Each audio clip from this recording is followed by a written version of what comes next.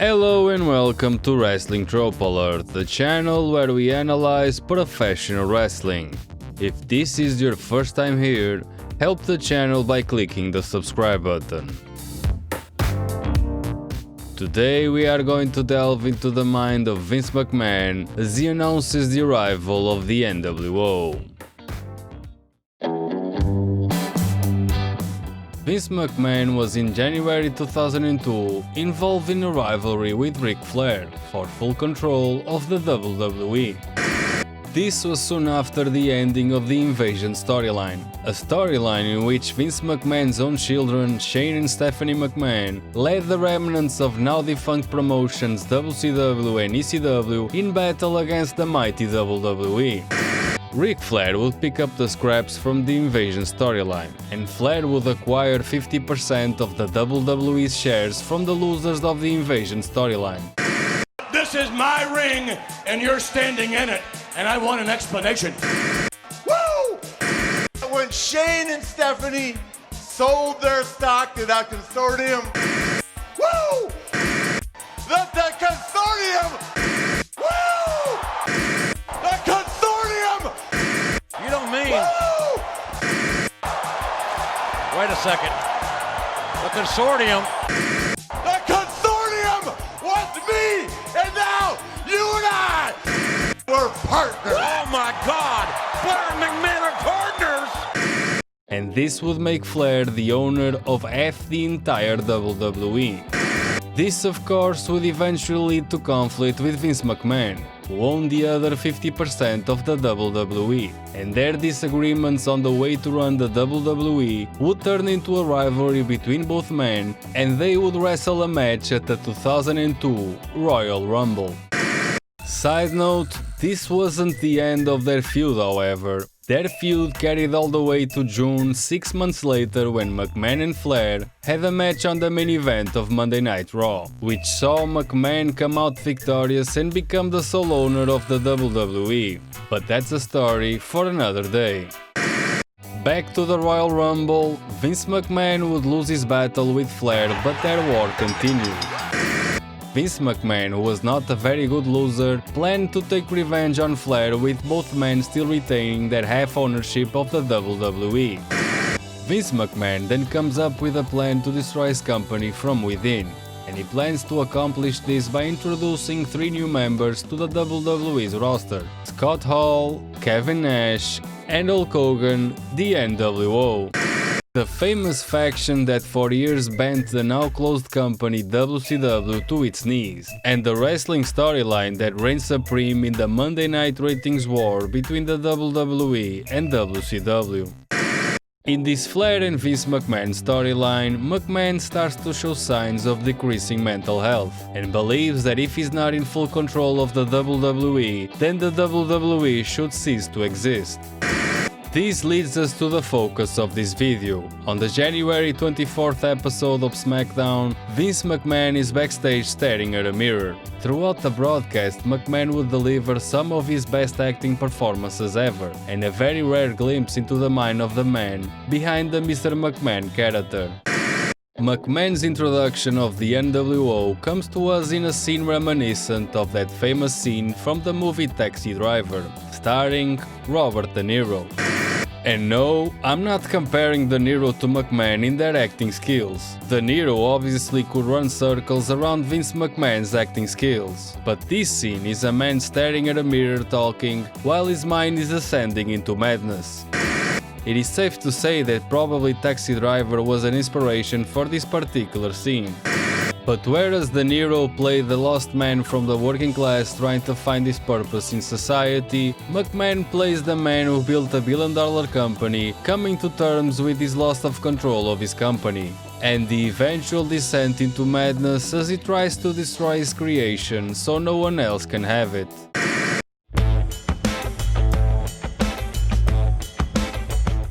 McMahon starts his descent into madness, and the band-aid on his head suggesting he probably hit his head. McMahon is daring himself to do what he plans, and what he perceives is the best course of action for his beloved company. Tonight, I have to do something that that even I will regret. You're thinking, I don't have the guts. You're wrong. I don't have any alternative. And I'm gonna do it. I'm gonna do it. And I'm gonna do it. Tonight. Later in the broadcast, McMahon continues to analyze reality, coming to grips with sharing control with Ric Flair We're partners. after the events of the preceding Royal Rumble. McMahon fears for the future of his company and calls Flair's leadership a cancer on the WWE. The WWF has terminal. The facts are cruel. Cancer. Under Ric Flair's leadership. This is the motivation for Vince McMahon's future actions. In McMahon's mind, anyone else but him would eventually kill the WWE. McMahon then expresses his regret about how things turned out. It's a damn shame. Then talks about WWE's eventual demise. Everything on Earth has to come to an end. He reflects on the mortality of his creation. Never thought it'd be like this. I never thought that one day my world would come crashing down around me.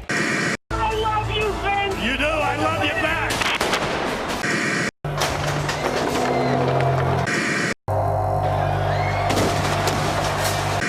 And I know that this is wrestling and I shouldn't read this much into it, but McMahon really goes deep in this series of segments about his feelings and emotions regarding his company. This is what I built. This is my life. And now someone's gonna take it away from me? And this collection of vignettes gives some insight into the man's mind.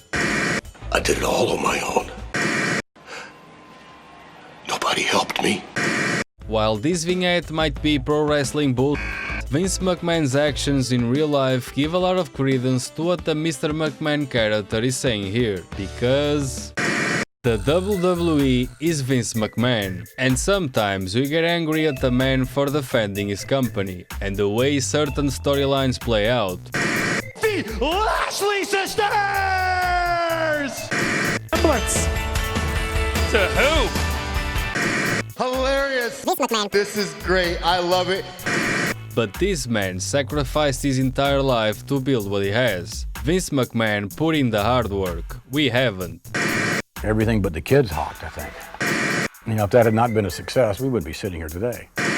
200 facilities across the country, ever how many there were, I mean, that was all we had.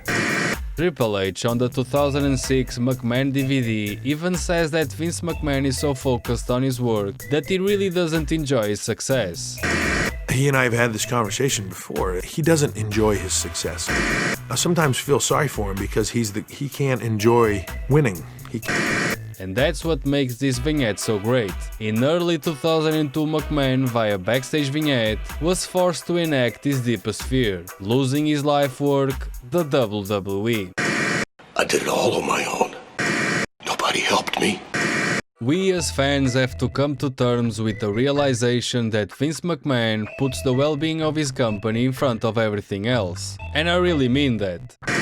For example, in the 2013 Triple H Thy Kingdom Come DVD, it is mentioned by his own daughter Stephanie that Vince put a stop to Stephanie's relationship with Triple H after initially giving the couple permission to date. And we were given permission to date by my dad. He also then took away his blessing. McMahon feared how their relationship would negatively impact his company. And Stephanie and Triple H then broke up for a while.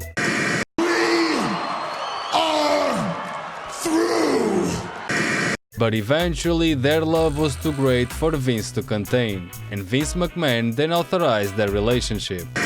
This is cheesy as hell, but Vince McMahon is so driven that he even interferes in his own daughter's love life when her relationships have the potential to be a detriment to his company. And therein lies the problem. Vince McMahon always does what he perceives is better for his company, and Vince McMahon deeply trusts his instincts. Bark like a dog. And to the man's credit, he's been right way more times than he's been wrong, because Vince McMahon created the biggest wrestling company in the world. And how do you convince a man that built himself up from nothing and came from a trailer park in North Carolina to become a billionaire that is wrong creatively? And we know that sometimes Vince McMahon is very wrong, and he's been guilty of poor judgment before. Years ago, I had a girlfriend named Katie. This is the happiest you've ever been in your life, huh? How happy is Katie Vick?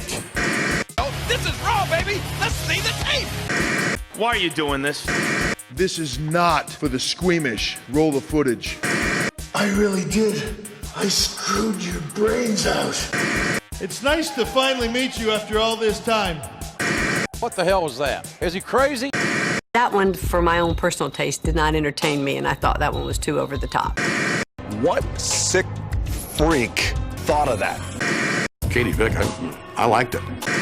And there have been a lot of things I don't agree with. Most recently the Saudi Arabia shows, the Twitch and Cameo debacle, among an infinite number of things this man has done to piss me off along with the fanbase, and especially piss off his wrestlers. And this, as a fan, sucks, because deep inside we all want the WWE to be the best they can be. We all grew up watching the WWE, and we all love wrestling because of the WWE. And the only thing that makes Vince McMahon change his mind and question his own judgment creatively is when his company starts to do poorly. In the 1990s, Vince McMahon firmly believed that clowns, Repo Man, hockey fanatics and evil dentists were what we really wanted to see, and he took a competing company, WCW, to show him the error of his judgment by way of the NWO storyline and more believable and credible storylines. In 2020, the WWE is making more money than ever. They signed a huge deal with Fox last year, and even though 2020 is a dumpster fire of a year, Vince McMahon is vindicated by his bank account. Vince McMahon is making a lot of money, and there is really no motivation to change anything creatively or otherwise in the near future. Sadly, the only thing that would make the current product creatively better is to simply stop watching. Back to McMahon alone in his room. McMahon then goes on to express his regret about his soon-to-come actions and the inevitability of the end. McMahon's emotions overcome him.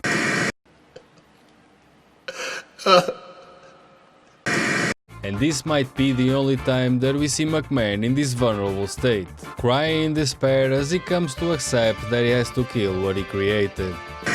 McMahon convinces himself that Flair is a cancer on the WWE, and McMahon vows to kill his own creation by injecting the WWE with a lethal dose of poison. I'm not gonna let Ric Flair kill! It's mine. The WWF. The WWF is mine. I'm going to inject what I created with a lethal dose of poison. McMahon's chair turns and the poison is revealed to be the NWO.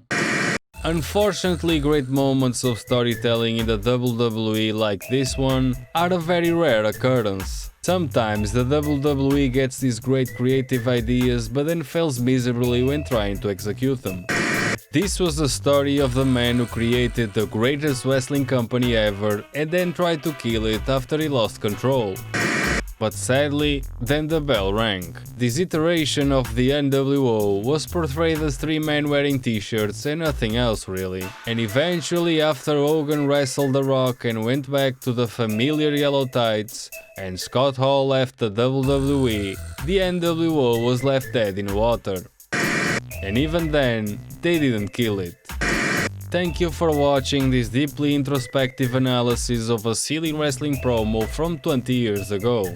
If you enjoyed this video, feel free to press that like button and also subscribe for more future content just like this, or better. This has been fun, thank you for watching.